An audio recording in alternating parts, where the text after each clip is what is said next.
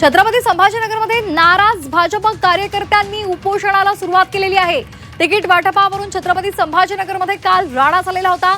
निष्ठावंतांना उमेदवारी दिली जात नाही असं या कार्यकर्त्यांचं म्हणणं होतं। त्यांनी काल खूप आक्रोश केला, गोंधळ घातला आणि आता त्याच नाराज भाजप कार्यकर्त्यांनी उपोषणाला सुरुवात केलेली आहे। ही दृश्य आपण झी24 तासवर पाहतोय।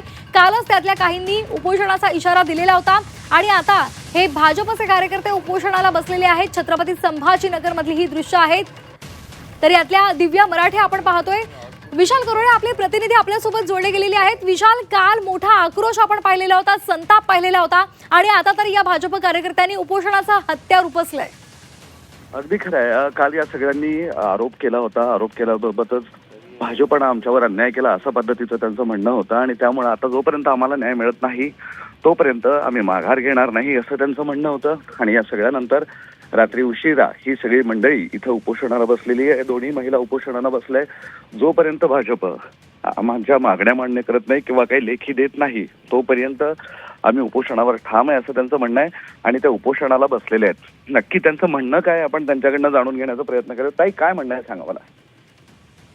माझं एकच म्हणणं आहे, पक्षाने आमची दखल घ्यावी, जी उमेदवारी दिली ती रद्द करण्यात यावी। दखल घ्यावी, जी उमेदवारी दिली ती रद्द करण्यात यावी आणि आमचा विचार कुठेतरी व्हावा अशीच आमची पक्षाला स्थानिक नेत्यांना विनंती आहे। तुमच्याशी कोणी भेटला आतापर्यंत? नाही, कोणी भेटलं नाही। रात्री दैफळेताई आल्या होत्या भेटायला, तर सावे साहेबांचा त्यांनीच फोन लावून दिला होता आणि कराड साहेबांना त्यांनीच फोन लावून दिला होता, पण मोठे नेते मंडळी कोणी भेटायला आले नाही। दखल घेतली नाही घेतली।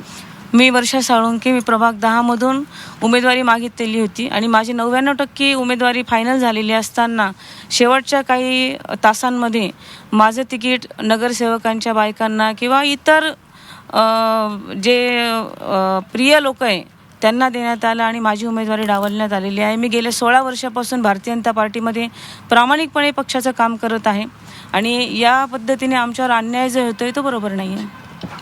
आपण बघतोय की कशा पद्धतीने आमच्यावर अन्याय होतोय असं सगळे यांनी सांगितलेलं आहे आणि त्यामुळं कुठंतरी आता आम्हाला न्याय मिळावा, आमच्या मागण्या पूर्ण कराव्या आणि जो प्रामाणिक भाजपचा कार्यकर्ता आहे त्याच्या वेदना नेत्यांनी समजून घ्यावा इतकीच या सगळ्यांची मागणी आहे। यासाठी यांचं भाजपच्या प्रचार कार्यालयामध्ये उपोषण सुरू आहे। जी विशाल, एक महत्त्वाचा मुद्दा आहे, त्यांनी आपला अपक्ष उमेदवारी अर्ज भरलेला आहे का? कारण आता अर्ज भरण्याची मुदत तर गेलेली आहे, त्यामुळे त्यांच्या हातात आता राहिलेलं काय आहे?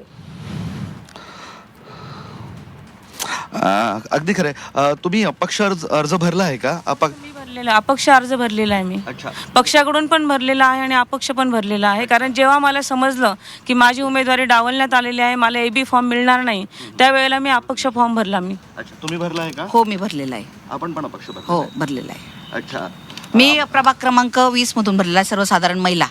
हे माझं हक्काचं तिकीट होतं। हां, तिथे कोणी नव्हतं कॉम्पिटिशनला।